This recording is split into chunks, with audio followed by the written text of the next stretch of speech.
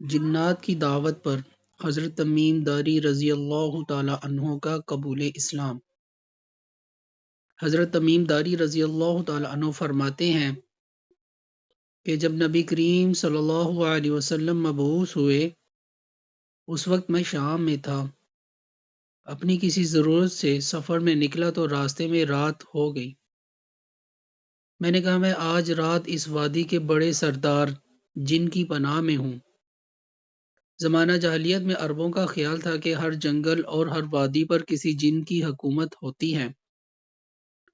جب میں بستر پر لیٹا تو ایک منادی نے آواز لگائی، وہ مجھے نظر نہیں آ رہا تھا۔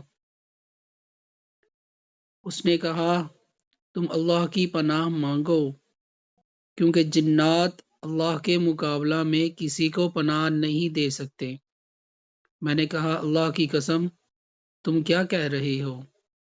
اس نے کہا ان پڑھ ہوں میں، اللہ کی طرف سے آنے والے رسول صلی اللہ علیہ وسلم ظاہر ہو چکے ہیں۔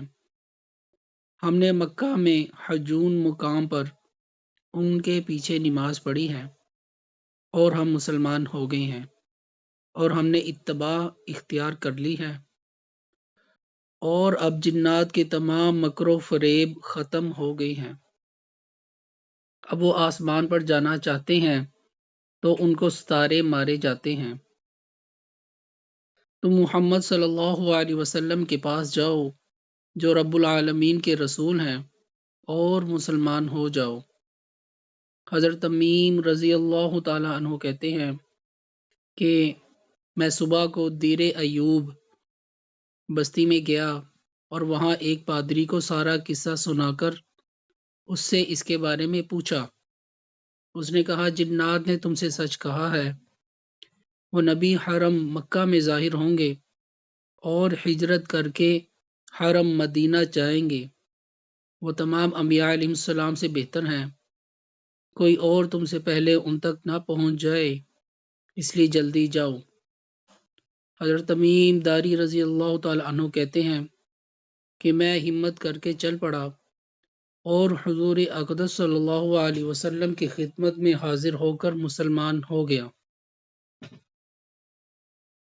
ہر مشکل کی آسانی کے لیے مجرب عمل۔